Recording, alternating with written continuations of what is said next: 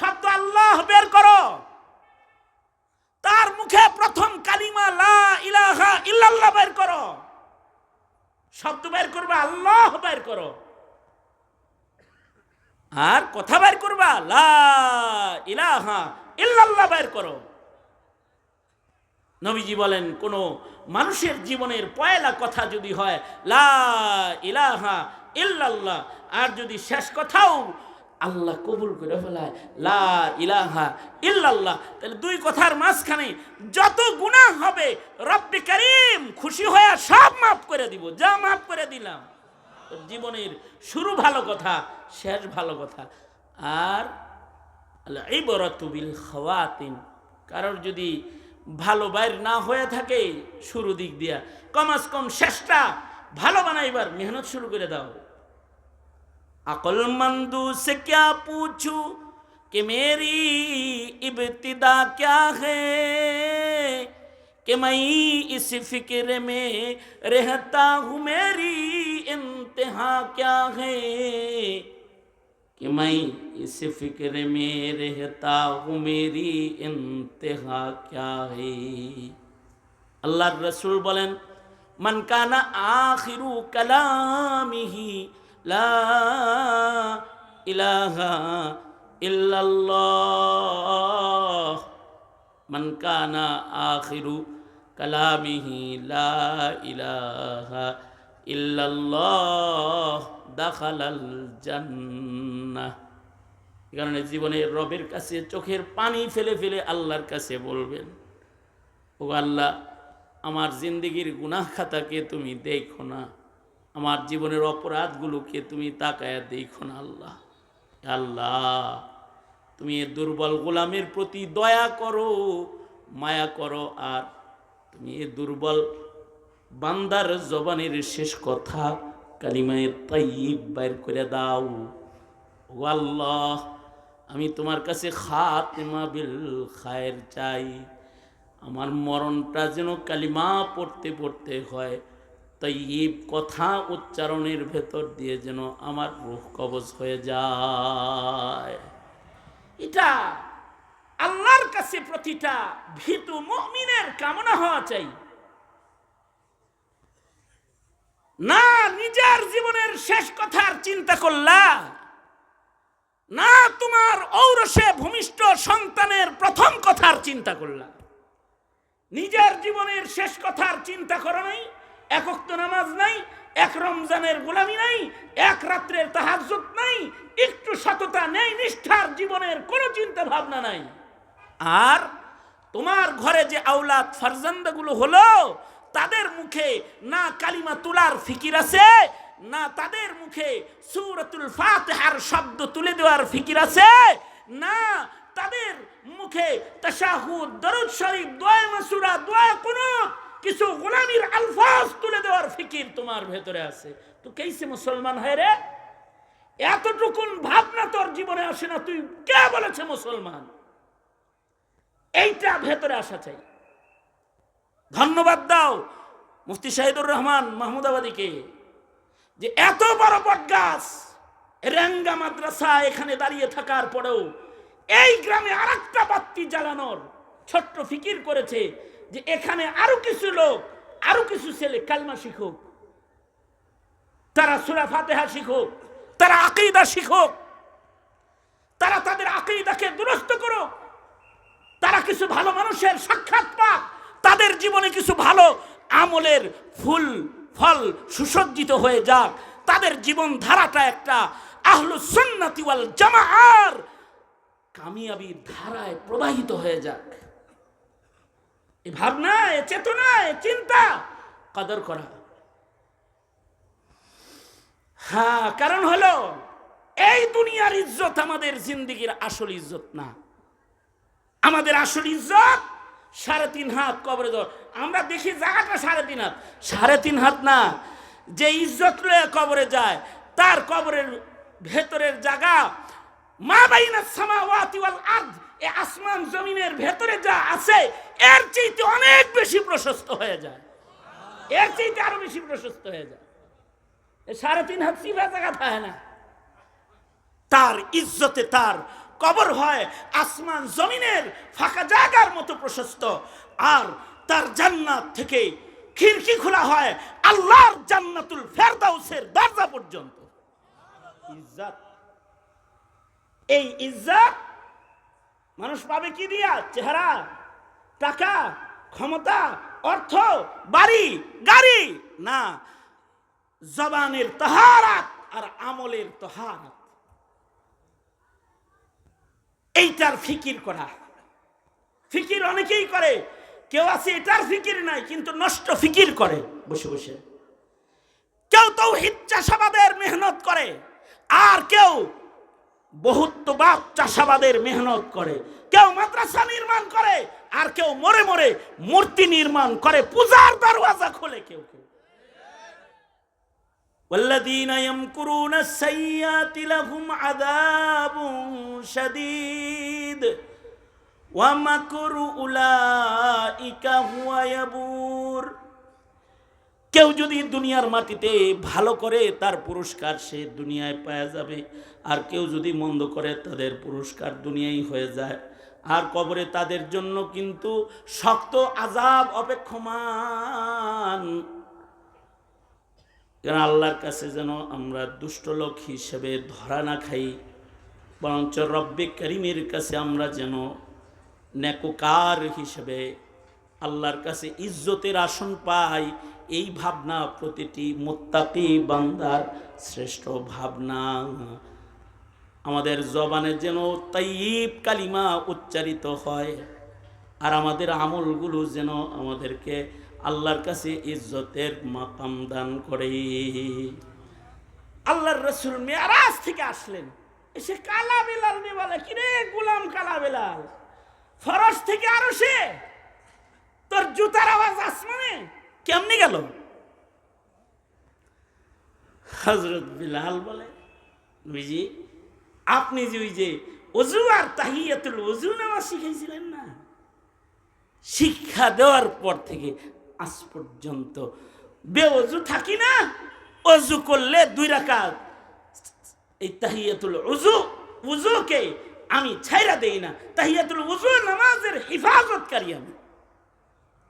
এই এতটুকু 2টা রাকাত নামাজ ফরশের বেলালকে আরশে উঠাইছে, জমিনের বেলালকে আসমানে উঠাইছে। ওয়াল আমালুস সালিহু ইয়ারফাউ, মানুষের নেক কর্ম তার ইজ্জত বাড়ায়।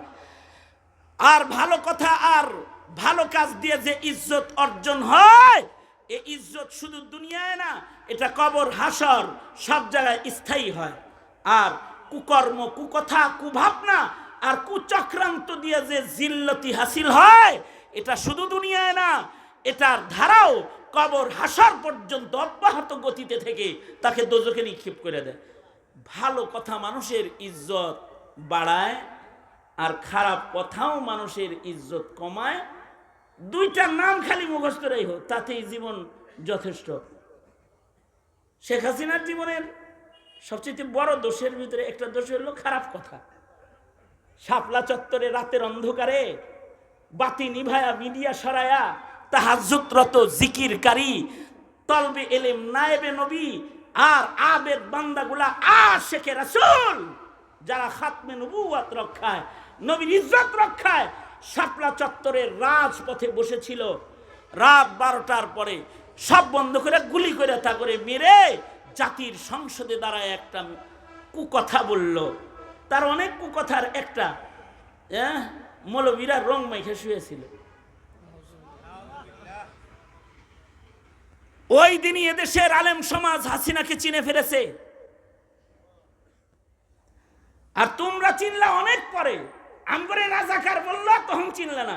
তোমাদের সবাইকে যখন রাজাকারের বাচ্চা বলে গালি দিল তখন চিনলে এর তো মুখ খারাপ রে। এই মুখ খারাপ হওয়ার কারণে এমন ধাওয়া জুলাই আন্দোলনের বীর সেনানী মুক্তিযোদ্ধার রক্তের সন্তান যুবকেরা দিল যে গণভবন থেকে কোন দরজা তালাশ করে না পেয়ে হেলিকপ্টারে চড়ে জিল্লতি কাঁধে নিয়ে চলে গেল। পৃথিবীর ইতিহাসের দৃষ্টান্ত পাওয়া যায় না, পৃথিবীর ইতিহাসে পাওয়া যায় না। খারাপ কথার সাজা। ভালো কথার পুরস্কার বেশি দূরে যাইতে হইব না, খালি হাদির জানাজাটা দেখো। শরীফ শহীদ শরীফ ওসমান হাদির জানাজা দেখবা, তাহলে বুঝবা যে তার ইজ্জত কয়েকটা ভালো কথার কারণে শুধু, আর কিছু না।